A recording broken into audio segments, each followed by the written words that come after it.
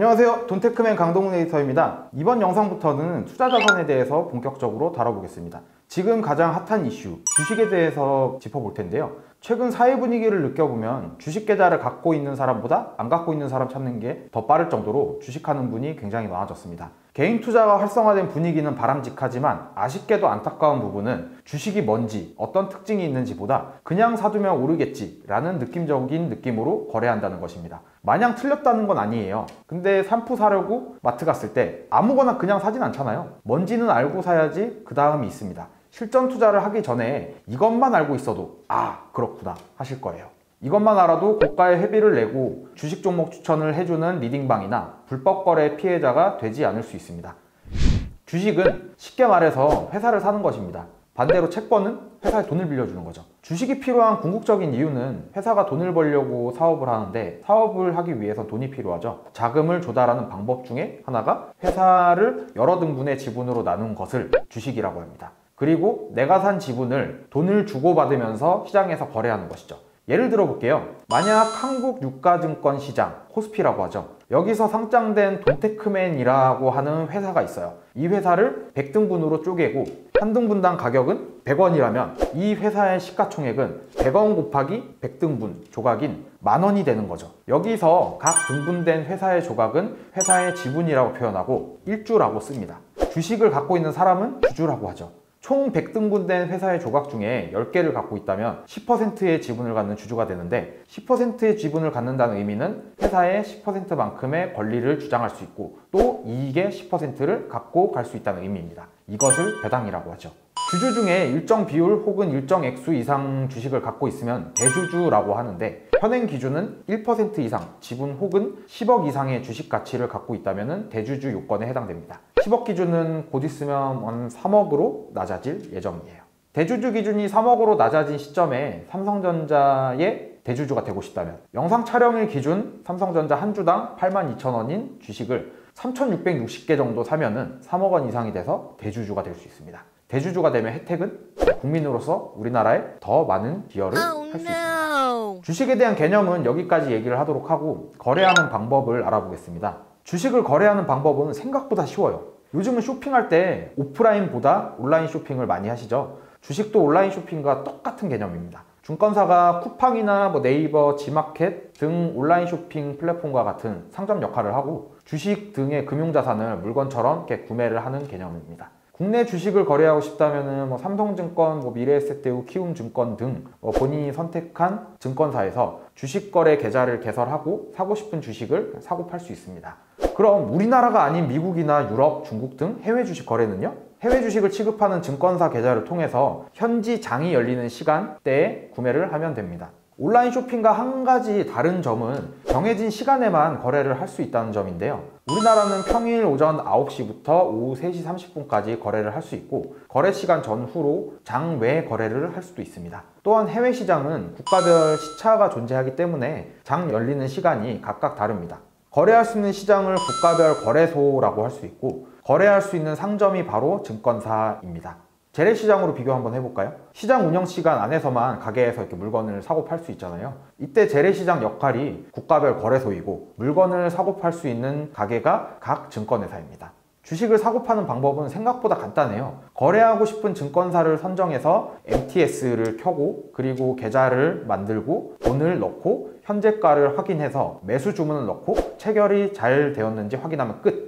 간단하죠? 우리가 고민할 내용은 내가 사는 종목이 최소한 어떤 업종에 있는 어떤 회사인지, 무엇으로 돈을 벌고 있는지, 빚은 얼마인지, 건전한지 등 이런 기본적인 내용은 알고 사야 된다는 것이죠. 주식은 이제까지 알았던 현금과는 완전히 다른 자산이기 때문에 변동성이 매우 심합니다. 오늘 100만원어치를 샀다면 오늘 안으로 순식간에 몇십만원의 손실이 발생할 수도 있다는 거죠.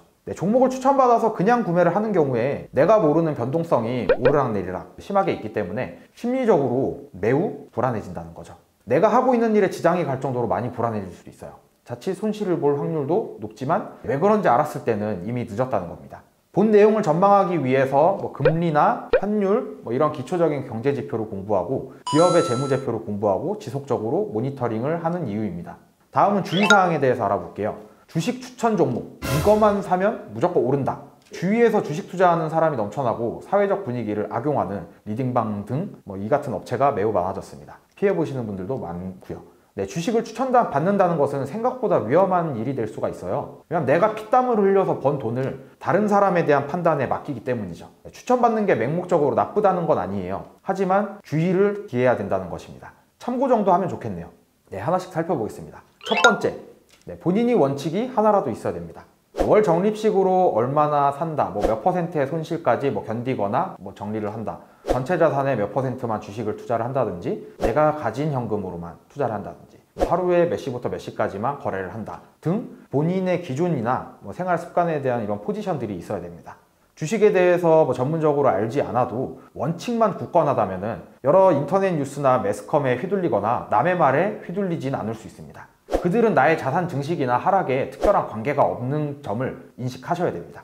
두 번째, 공포심에 따른 패닉셀은 하지 말 것. 본인 평균 매수가 이하로 떨어져서 손해를 감수하고 파는 개념인 손절매, 그리고 주위 환경에서 조성한 공포감 때문에 맹목적으로 판매하는 패닉셀은 엄연히 다릅니다. 패닉셀이 나오는 이유는 앞서 말한 본인의 기준이 없기 때문입니다. 꼭 기억하세요.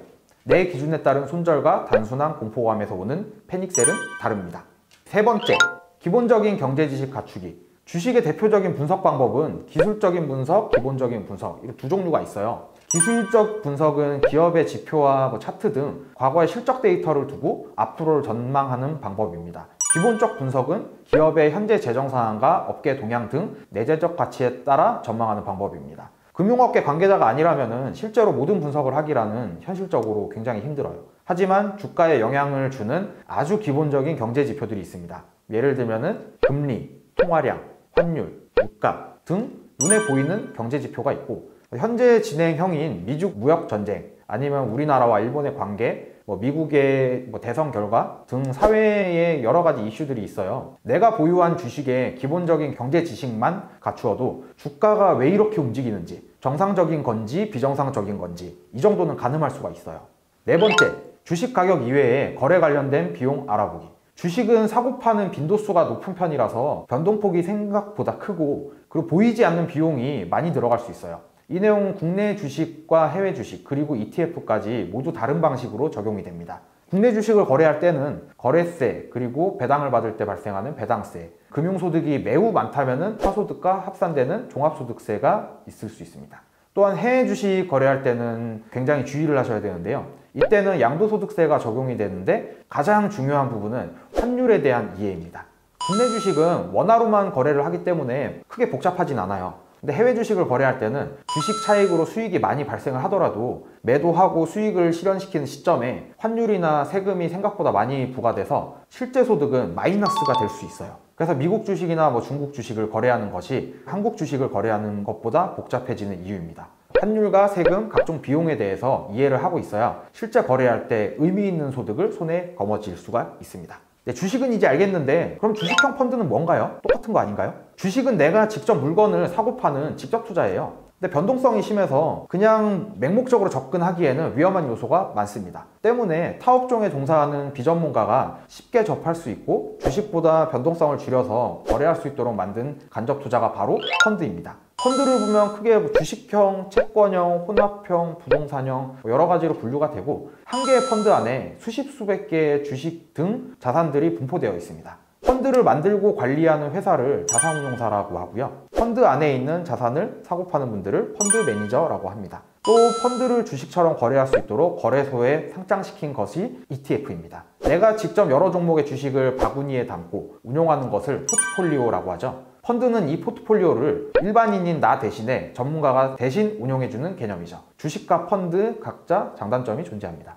여기까지 정리해 보겠습니다. 주식은 회사의 조각을 여러 등분으로 나눠서 사는 것이고 이익을 분배받을 수 있는 권리입니다. 주식을 거래할 때는 시장 운영 시간에 관심 있는 주식을 증권사에서 구매를 하면 됩니다. 거래 시 주의사항은 첫 번째, 본인의 원칙 세우기, 두 번째, 손절매와 패닉셀은 다르다는 점 이해하고 계시고요. 세 번째, 기초적인 경제 지식은 갖출 것. 마지막, 거래와 관련된 각종 비용에 대해서 이해를 하고 계셔야 됩니다. 주식은 물건을 직접 구매하는 직접 투자이며 변동성이 크다. 변동성을 줄이기 위해서 펀드 매니저가 구성한 간접 투자를 펀드라고 합니다. 기본적이지만 너무나 중요한 내용입니다.